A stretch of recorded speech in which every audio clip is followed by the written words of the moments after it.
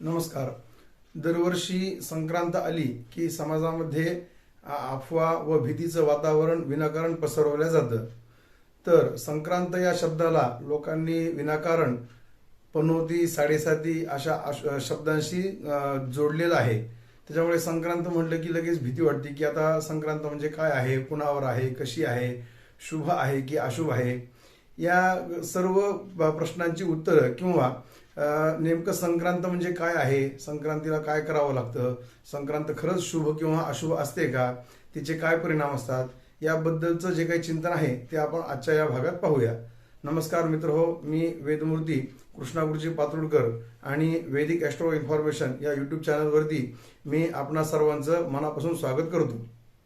तर मित्र हो, आकाशाचा जो प्लॅन आहे तो 360 अंशाचा असा प्लॅन आहे. याचे 12 विभाग केले तर प्रत्येक विभाग हा 30-30 अंशाचा आला, म्हणजे अर्थातच ती एक एक रास झाली. त्याला मेष, वृषभ, मिथुन अशा अनुक्रमे नावं दिली. आणि या 12 राशीतून सूर्य दर महिन्याला एक एक रास भोगत असतो. तर एक रास झाली की दुसऱ्या राशीत जाताना तो प्रवेशाचा जो काळ असतो याला संक्रमण काळ असं म्हणतात.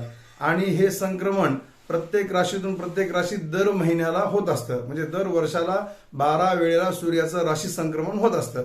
परंतु या 12 राशींमध्ये 2 राशींचं संक्रमण अधिक विशेष आहे आणि त्यात मकर राशीचं त्याहून अधिक विशेष आहे, म्हणून आपण याला मकर संक्रांती असं म्हणतो. तर मकर संक्रांतीच्या वेळेला सूर्य धनुरास पूर्ण भोगून म्हणजे धनुर्मासाची समाप्ती होते आणि धनुराशीतून सूर्य ज्या वेळेला मकर राशीत जातो तो संक्रमणाचा जो काळ असतो, एका राशीतून दुसऱ्या राशीत जाणे, याला संक्रमण असं म्हणतात आणि त्यालाच आपण संक्रांत असं म्हणतो. म्हणजे मकर राशीत सूर्य गेला की त्यावेळेला मकर संक्रांत आपण साजरी करतो. आणि या मकर संक्रांतीचं अजून विशेष काय महत्व आहे तर सांगितले की भानोर मकर संक्रांते हे षण्मासास्तु उत्तरायणम, म्हणजे ज्या वेळेला भानू म्हणजे सूर्य मकर राशीत जातो तर इथून पुढे 6 महिने हे उत्तरायण असतं. आणि हा आयन दिन पण आहे, आपण आयन दिन पण म्हणून याला साजरा करतो. किंवा असं पण म्हटलं जातं की उत्तरायण लागलं की स्वर्गाचे द्वार उघडतात, म्हणून अशी पण एक आपल्याकडे पद्धत आहे म्हणण्याची किंवा प्रथा आहे. तर असा हा महत्वाचा दिवस आहे. आणि स्त्रियांना त्यांच्या जीवनामध्ये सर्वात महत्वाचं काय असतं तर त्यांचं सौभाग्य, आणि त्यांच्या सौभाग्यासाठी असणारा वर्षभरातला हा अत्यंत महत्वाचा असा सण आहे मकर संक्रांत. तर या मकर संक्रांतीला तिळाचं विशेष महत्व आहे. मग आता इतर धान्याचं का नाहीये तर त्या दशदानामध्ये श्लोक आलेला आहे, त्यात आपण पाहू शकता. त्यात दिले की तीळ हे धान्य असं आहे की हे आपल्याला आपले पाप नाश करू शकतो तीळ, त्यामध्ये अशा प्रकारची क्षमता आहे. तर या मकर संक्रांतीच्या दिवशी 6 प्रकारे तिळाचा वापर करायला शास्त्रांनी सांगितलेला आहे. यामध्ये तिळ मिश्रित पाण्याने स्नान करणे, तिळाचा कल्ग म्हणजे उठणे अंगाला लावणे, तीळ भक्षण करणे म्हणजे तिळाचा लाडू खाणे, तिळाचा होम करणे, तिळाचं पाण्याने तर्पण करणे आणि तिळ दान करणे, अशा 6 प्रकारे या दिवशी तिळाचा वापर केला तर आपल्या सर्व प्रकारच्या पापातून आपली मुक्ती होत असते, आपल्या सर्व पापांचा नाश होत असतो, असं या तिळाचं महत्व आहे.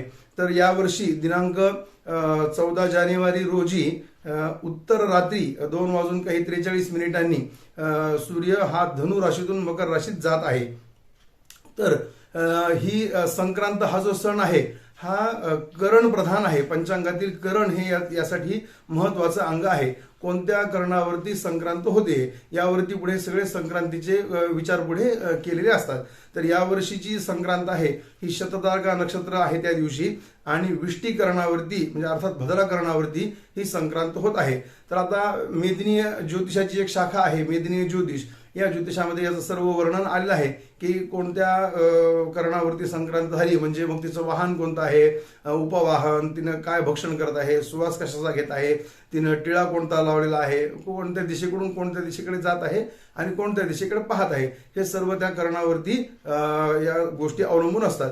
तर या फळाची कल्पना यावी, फळ करण्यासाठी, याचं फळ काढण्यासाठी सुलभता निर्माण व्हावी म्हणून अशी कल्पना केलेली आहे की मग संक्रांत नावाची एक देवीचं चित्र वगैरे आपण पंचांगात पाहतो.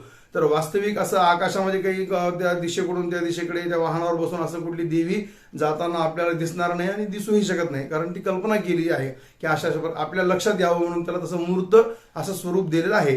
तर ही संक्रांत अशी असते. ही विनाकारण कोणावरही ही संक्रांत अशुभ नसते. उलट असं सांगितले की या संक्रांतीचा जो पर्वकाल असतो, तर यावर्षीचा जो म्हणजे पहाटे संक्रमण होत असल्यामुळे याचा जो पुण्यकाल आहे तो दुसऱ्या दिवशी अर्थात 15 जानेवारी रोजी सूर्योदयापासून आपल्या गावच्या सूर्यास्तापर्यंत असणार आहे.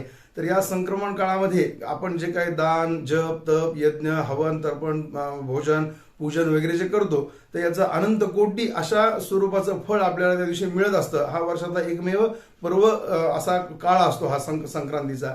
त्यामुळे ही संक्रांत अशुभ असण्याचं कारणच नाहीये. आता काय आहे की ते मग तिनं काय घेतलंय काय वगैरे याचा काहीही आपल्या सर्वसामान्य मानवी जीवनावर आपल्याला तेवढा विशेष विचार करण्यासारखा किंवा गृहीत धरण्या इतका मोठा परिणाम आपल्या जीवनावर होत नाही.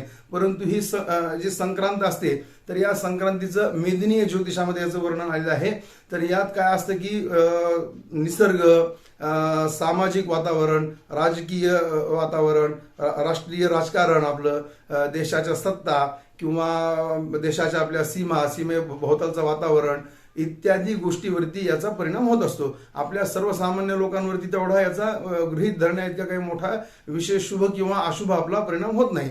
तर त्याचे काय नक्षत्रवशात फलं किंवा राशीवशात जे काही त्याचे फलं आहेत ते ज्योतिषशास्त्राच्या विविध ग्रंथांमध्ये पण आहेत, किंबहुना पंचांगांमध्ये पण त्याचं फळ दिलेलं असतं थोडक्यात, की अशा प्रकारची फळं या नक्षत्राला किंवा या राशीला असतील म्हणून. तर अशा प्रकारची ही संक्रांत असते. तर ही संक्रांत जी आहे ही कधीही कोणालाही अशुभ वगैरे नसते. विनाकारण लोक त्याच्याविषयी भीती पसरवतात, अफवा पसरवतात. त्यामुळे अशा प्रकारच्या अफवांना, भीतींना बळी जाण्याचं काही कारण नाहीये. आपण ह्या सगळ्या गोष्टीचा नीट विचार करायचा, अभ्यास करायचा. मी ते सर्व तुम्हाला परत परत सांगणार नाही, कारण ते पंचांगात सर्व दिलेलं आहे. आपण पाहू शकतात की त्याचं नाव काय आहे, अमुक तमुक वगैरे वगैरे. अशी ही संक्रांत असते आणि ही संक्रांत कुणालाही अशुभ नसते. सर्वांना मकर संक्रांतीच्या खूप खूप शुभेच्छा. आणि ही मकर संक्रांत परमेश्वराच्या कृपेने आपणा सर्वांना सुखा समाधानाची व आनंदाची, शुभदायक व कल्याणकारक जावो. जय श्रीराम.